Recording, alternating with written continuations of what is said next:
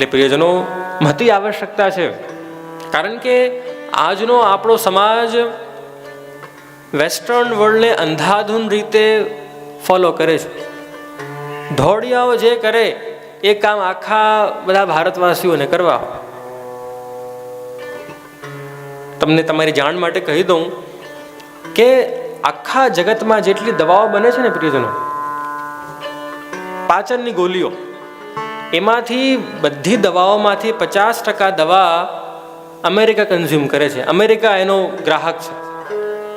આખા વર્લ્ડની પોપ્યુલેશન ખાલી 4% અમેરિકામાં વાસ કરે છે, પણ આખા વર્લ્ડની 50% ભોજન પચાવવાની દવાઓ અમેરિકા ખાય છે. હવે રોજના પિઝા અને બર્ગર ખાઓ તો શું થવાનું છે? એના કરતાં તો આપણા ભજીયા અને આપણી છાશ ભલી, કેમ?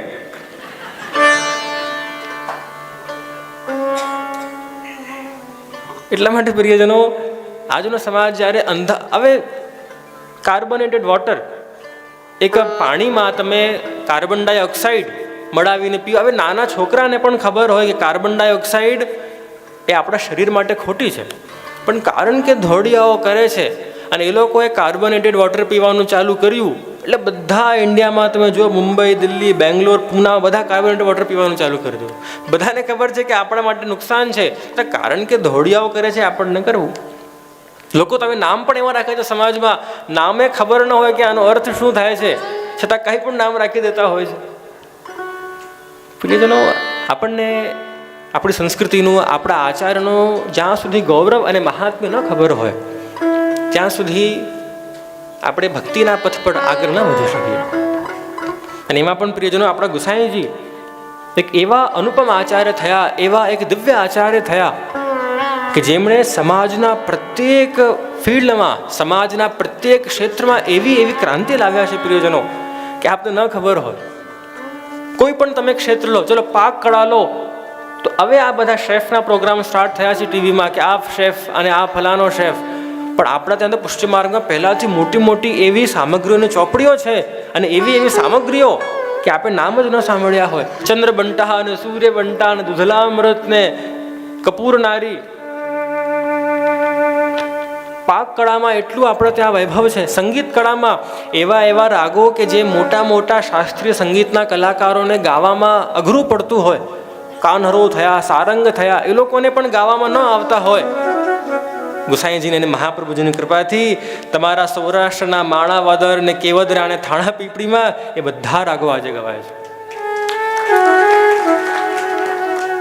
ભલે બીજું કઈ ખબર ના પડે કે આમાં કોમલની કે શુદ્ધની કે તીવ્ર મ કે શુદ્ધ મ, પણ ગુસાઈજીની એટલી કૃપા કે જે રાગ મોટા સંગીતકારોને પણ ગાવામાં તકલીફ પડતી હોય એ રાગો આપણે બધા આમ જ ગાઈ જઈએ છીએ.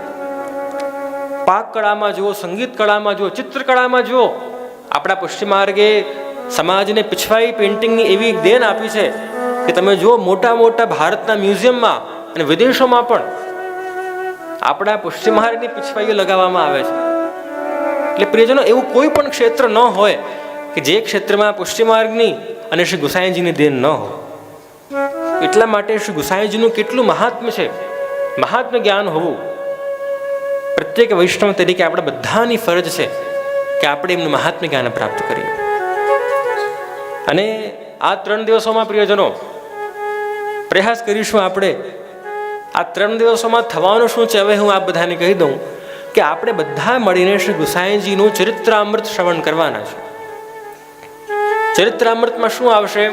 કઈ રીતે શ્રી ગુસાઈજી પ્રગટ થયા, કયા પરિબળો દ્વારા પ્રગટ થયા, પછી કઈ લીલાઓ આપશ્રીએ આખા ભારત વર્ષમાં કરી, કેવા વૈષ્ણવને આપે શરણે લીધા, એ પઠાણ હોય કે ચોર હોય કે મુસલમાન હોય કે કોઈ પણ જાતના હોય, કેવા લોકોને આપશે શરણે લીધા, અને પછી કઈ રીતે આપશ્રી નિત્ય લીલામાં પાછા પધાર્યા.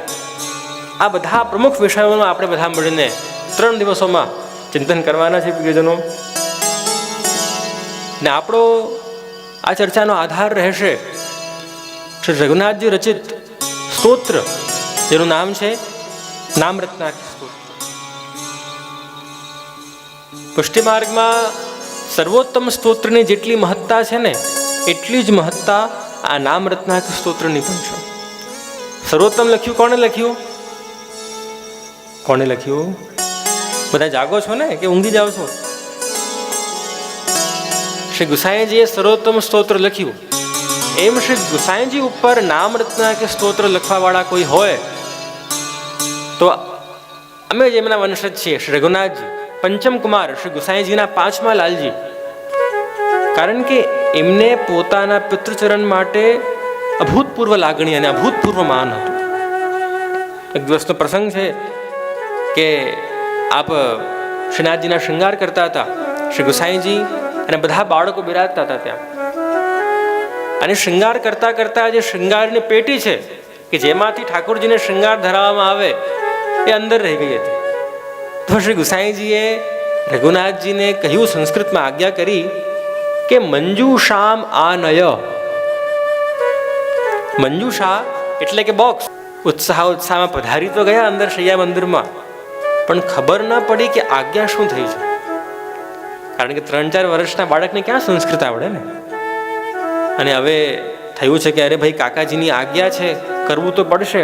અને જો હું પાછો પૂછવા જઈશ કે આપે શું આજ્ઞા કરી અથવા મને ન સમજ પડી, જો હું એવું કહીશ બહાર જઈને, તો જે મારા બધા મોટા ભાઈઓ છે એ બધા મળીને મારી મસ્કરી કરવાના છે. શું કરવું ખબર નથી પડતી. આ નાના બાળક શ્રી રઘુનાથજી પ્રિયજન એવું કહેવાય છે કે ત્યાં રડવા લાગી ગયા. જોર જોરથી રડ્યા, 14 અશ્વ વડે રડ્યા છે. કેમ? કારણ કે મને સમજ નહીં પડી કે ગુસાઈજીએ શું આજ્ઞા કરી. અને એમનો તાપ જોઈને પ્રિયજન એવું કહેવાય છે કે ત્યાં શ્રીનાથજી અને શ્રી મહાપ્રભુજી બંને પ્રગટ થયા. અને મહાપ્રભુજીએ શ્રી રઘુનાથજીના શ્રી મસ્તક ઉપર પોતાનું શ્રેષ્ઠ પધરાવ્યું. અને એવું કહેવાય છે કે રઘુનાથજીને એ જ ક્ષણે શ્રી મહાપ્રભુજીની કૃપાથી સમસ્ત સંસ્કૃત ભાષાનું જ્ઞાન થઈ ગયું. કેવલ એક શ્રેષ્ઠ પધરાવાથી. અને એટલું જ્ઞાન થયું કે આપ શૃંગાર પેટી તો પધરાવી છે, બહાર પધરાવી, પણ આપ યન્ના માર્ગો દયાત પાપ ધ્વાંતરાશિ પ્રશામ્યતિ, આ આખું સ્તોત્ર ગાતા ગાતા બહાર પધાર્યા છે. વિચાર કરો પ્રિયજનો, એવો બાળક કે જેને હમણાં સુધી સંસ્કૃતનો ક ખ ગ ઘ નહીં આવડતું હતું, શ્રી મહાપ્રભુજીની કૃપાથી એ બાળક, શ્રી ગુસાઈજીની કૃપાથી એ બાળક આખા સંસ્કૃતમાં સ્તોત્રો લખતા લખતા બહાર આવ્યા છે. અને એવું કહે, અને એટલા માટે પ્રિયજનો, નામ રત્નાખ્ય સ્તોત્રની રચના શ્રી રઘુનાથજીએ નથી કરી. નામ રત્નાખ્ય સ્તોત્ર આપના મુખમાંથી સરી પડ્યું છે. રચના કરવામાં અને સરી પડવામાં છે ને બહુ ફેર હોય છે. તમે પોતપોતાના ઘરે ગુલાબજાંબુ ખાઓ, ગુલાબજાંબુ ખાઈને તમે લોકો વિચાર કરો કે અરે વાહ બોલું કે અરે વાહ નીકળી જાય.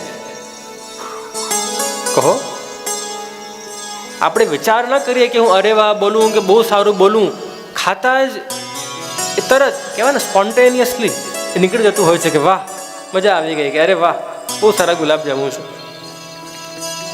તો એવી રીતે શ્રી રઘુનાથજીએ કોઈ કાગળ અને પેન લઈને આ સ્તોત્રની રચના નથી કરી પ્રિયજનો, પણ રઘુનાથજીના તો શ્રીમુખમાંથી શ્રી મહાપ્રભુજીની કૃપાથી આ ગ્રંથ, આ સ્તોત્ર એ સરી પડ્યું. અને આમાં શું છે, નામરત્ના કે સ્તોત્રમાં શ્રી ગુસાઈજીના 108 નામો છે કે કેવી કેવી લીલાઓ આપશ્રીએ કરી. તો એનો આપણે આધાર લઈશું. અને વલ્લભાખ્યાનમાં ત્રીજો વલ્લભાખ્યાન જે શ્રી ગોપાલદાસજીએ ગાયું એનો પણ આપણે આધાર લઈશું.